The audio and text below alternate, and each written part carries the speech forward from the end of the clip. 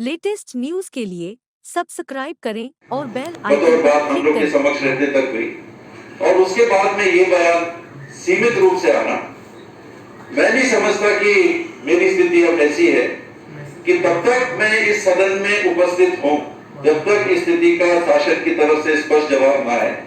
तो मैं आपसे इजाजत लेके तब तक के लिए, जब तक कि इसमें शासन की तरफ से मेरे संदर्भ में स्पष्ट जवाब नहीं आता, मैं इस सदन के, इस पवित्र प्रजातंत्र की सदन की कार्रवाई में सम्मिलित होने के लिए अपने आप को योग्य नहीं समझता। क्या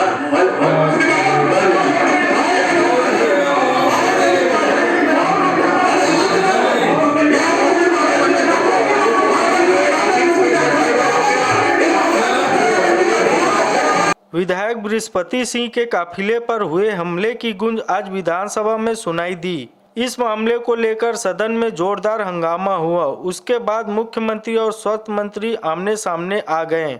अपनी ही सरकार के विरोध में स्वास्थ्य मंत्री टी.एस. सिंहदेव ने सदन का बहिष्कार कर दिया। टी.एस. सिंहदेव ने कहा कि रामानुजगंज से कांग्रेस विधायक पर हुए हमले पर जब तक सरकार जांच का आदेश नहीं देती या बयान नहीं देती, तब तक वह खुद को इस प्रतिष्ठित सदन का हिस्सा बनने योग्य नहीं रहेंगे। टी.एस. सिंहदेव ने कार्रवाई की मांग की थी कि इस घटना पर टी.एस. सिंहदेव ने पुलिस से कानून के तहत कार्रवाई करने की मांग की थी। सिंहदेव ने कहा था कि जिन लोगों ने इन घटना को अंजाम दिया है, पुलिस उसके खिलाफ कानूनी कार्रवाई करे। छत्तीसगढ़ में सियासी घमासान मचा हुआ है। विधानसभा की कार्यवाही के दौरान मंत्री टी.एस. सिंहदेव अचानक सदन छोड़कर बाहर निकल गए। छत्तीसगढ़ में सियासी घमासान मचा हुआ है। विधानसभा की कार्यवाही के दौरान मंत्री टी.एस. सिंहदेव अचानक सदन छोड़कर बाहर निकल गए थे। करीब 1 घंटे के सियासी ड्रामे के बाद बाबा वापस विधानसभा के लिए निकल गए हैं। राज्य सरकार के प्रवक्ता और मंत्री रविंद्र चौबे ने कहा कि इस पूरे मामले का पटाक्षेप कर दिया गया था।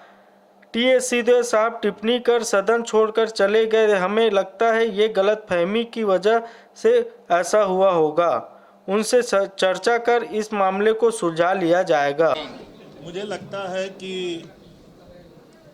हमारे मंत्रिमंडल के वरिष्ठ साथी माननीय टी.एस. सिंहदेव साहब का पूरा वक्तव्य आप लोगों ने ध्यान से देखा नहीं। जब इस मामले को प्रतिपक्ष ने उठाया था, कल भी चर्चा हुई थी, तब 2 बातें हुई थी। पहली बात ये हुई थी, घटना चक्र पे गृह मंत्री का बयान के संदर्भ में माननीय मुख्यमंत्री जी ने सदन को कहा था। और दूसरी बात ये हुई थी कि माननीय विधायक बृहस्पति सिंह जी की सुरक्षा के बारे में प्रतिपक्ष ने चिंता व्यक्त किया था। और दोनों मामले में माननीय मुख्यमंत्री जी ने कल कहा था कि गृह मंत्री का वक्तव्य भी आएगा और न केवल माननीय बृहस्पति सिंह जी की, इस प्रदेश के सभी विधायकों और आम जनता की सुरक्षा की चिंता सरकार को है। आज जब गृह मंत्री जी का वक्तव्य आया तो सामान्य जो घटना चक्र होता है उसी पे उनका वक्तव्य था। और गृह विभाग का वक्तव्य तथ्यों के आधार पे ही होता है और जो तथ्य सामने थे, जो एफआईआर हुआ था, उसके आधार पे सही वक्तव्य दिया गया था। माननीय स्वास्थ्य मंत्री जी ने कुछ बातों को उल्लेख करते हुए ये जरूर कहा कि इसमें कुछ और बिंदुओं का समावेश हो जाना था। हमें ऐसा लगता है कि संपूर्ण वक्तव्य को जिस तरीके से माननीय विधानसभा अध्यक्ष जी प्रतिपक्ष की मांग पर सदन में घोषणा किए थे कि गृह मंत्री का वक्तव्य आएगा, तो उसके बाद इसको पटाक्षेप माना जाना चाहिए था। और लगभग आज विधानसभा अध्यक्ष जी के द्वारा भी ये पूरे मामले का पटाक्षेप कर दिया गया था।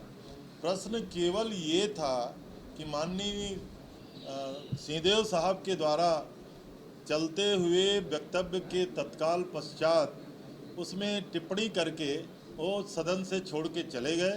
तो हमने ऐसा लगता है कि ये गलतफहमी के कारण हुआ है।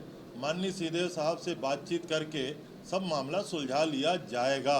किस बात का स्पष्ट जवाब अध्यक्ष जी निर्णय करेंगे कि किन बिंदुओं पे बयान के आधार पे या केवल प्रतिपक्ष के कथन के आधार पे या केवल मीडिया की चर्चा के आधार पे किन बिंदुओं पे वो पटाक्षेप की बात कहते हैं, ये तो माननीय विधानसभा अध्यक्ष जी से चर्चा होने के बाद ही आपको पता लगेगा। सदन में आदरणीय मुख्यमंत्री जी ने स्पष्ट बयान दे दिया है कि न केवल विधायक बृहस्पति सिंह जी बल्कि सभी विधायक